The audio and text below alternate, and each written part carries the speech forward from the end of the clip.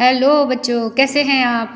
आज हम class 6 subject science chapter 5 जिसका नाम है शरीर में गति गेटिंग टू नो प्लांट्स, इसके सभी क्वेश्चन आंसर देखते हैं।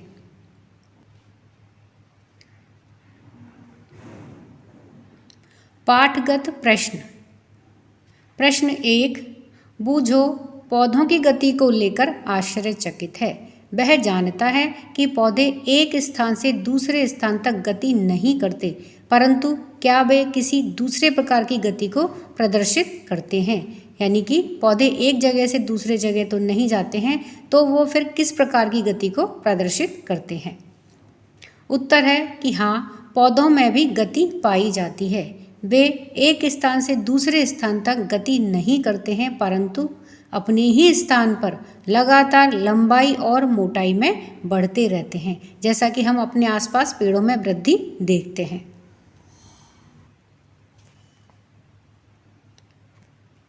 पाठ्य पुस्तक के प्रश्न। प्रश्न 1, रिक्त स्थानों की पूर्ति कीजिए। नीचे रिक्त स्थान दिए हुए हैं, उसमें उचित शब्द हमें भरना है। क्या है? अस्थियों की संधियां शरीर को रिक्त स्थान में सहायता करती हैं। यहाँ पर हमें उचित शब्द को भरना है। क्या है? अस्थियां एवं उपास्थि संयुक्त रूप से शरीर का रिक्त स्थान बनाते हैं। ग है, कोहनी की अस्थियां रिक्त स्थान संधि के द्वारा जुड़ी होती हैं। घ है, गति करते समय रिक्त स्थान के संकुचन से अस्थियां खिंचती हैं। अब इन सभी रिक्त स्थानों के उत्तर हैं।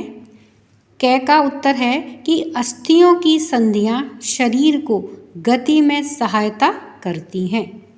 ख है, अस्थियां एवं उपास्थि संयुक्त रूप से शरीर का कंकाल बनाते हैं, यानी कि मिल करके अस्थियां और उपास्थि शरीर का कंकाल बनाते हैं।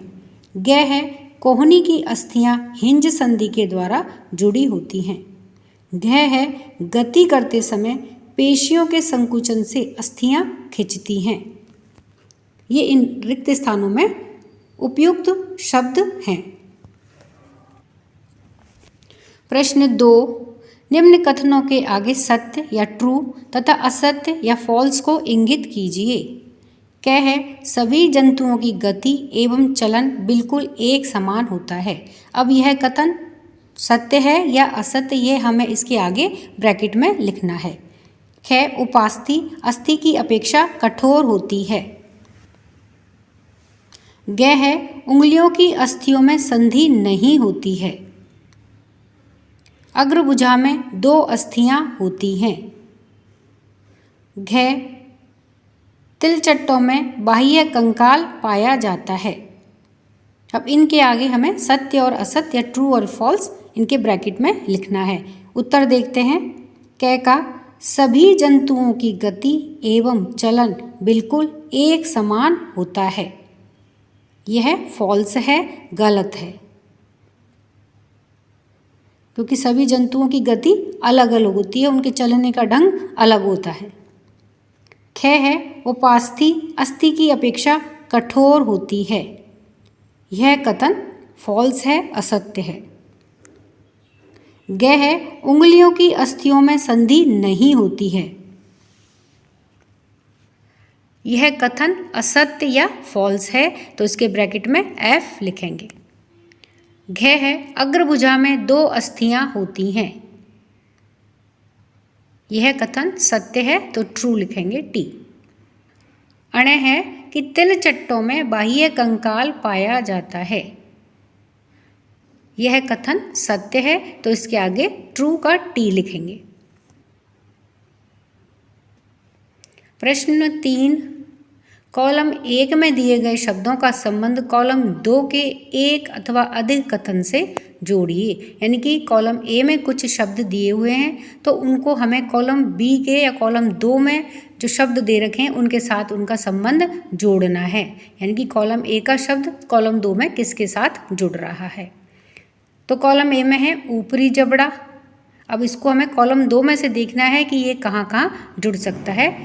कॉलम 1 में है अगला मछली, पसलियाँ, घोंघा, तिलचट्टा।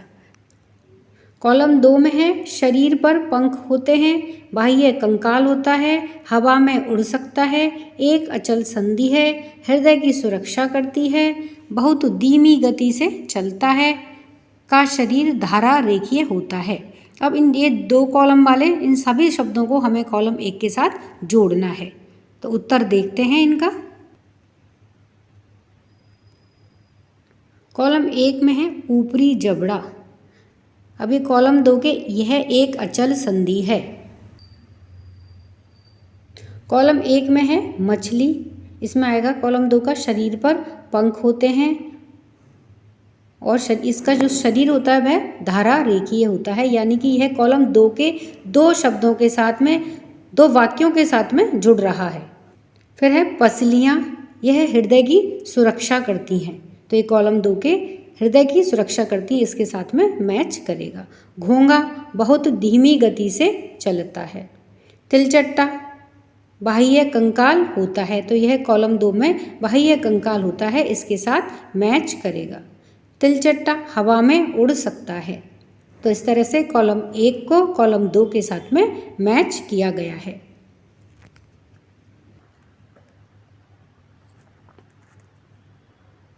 प्रश्न 4, निम्न प्रश्नों के उत्तर दीजिए। क कंदुक खल्लिका संधि क्या है? ख कपाल की कौन सी अस्थि गति करती है? ग है हमारी कोहनी पीछे की ओर क्यों नहीं मुड़ सकती है? अब उत्तर देखते हैं क का कि कंदुक खल्लिका संधि क्या है। सामने कंदुक खल्लिका का संधि का चित्र दिया गया है। यह संधि हाथ तथा कंधे के बीच में पाई जाती है। इसमें हाथ की अस्थि का गेंद वाला गोल हिस्सा कंधे की अस्थि की कटोरी रूपी गुहिका में धंसा हुआ होता है।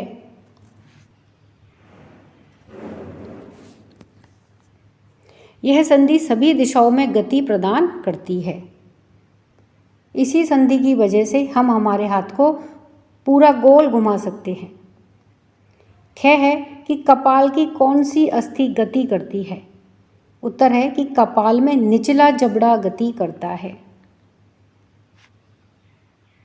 ग है हमारी कोहनी पीछे की ओर क्यों नहीं मुड़ सकती? उत्तर है कि हमारी कोहनी में हिंज संधि पाई जाती है, जिससे केवल आगे और पीछे एक ही दिशा में गति हो सकती है। यानी कि इसमें हाथ को या तो आगे घुमा सकते हैं या पीछे घुमा सकते हैं, क्योंकि इसमें हिंज जॉइंट या हिंज संधि पाई जाती है। यही कारण है कि कोहनी पीछे की ओर नहीं मुड़ सकती है। तो इस तरह से हमने सभी प्रश्न उत्तर देखे, उनका जवाब जाना। तो बच्चों, ये आपको कैसा लगा वीडियो कमेंट बॉक्स में ज़रूर बताएं। वीडियो पसंद आने पर वीडियो को लाइक करें, शेयर करें। चैनल पर नए हैं तो सब्सक्राइब करना ना भूलें। धन्यवाद।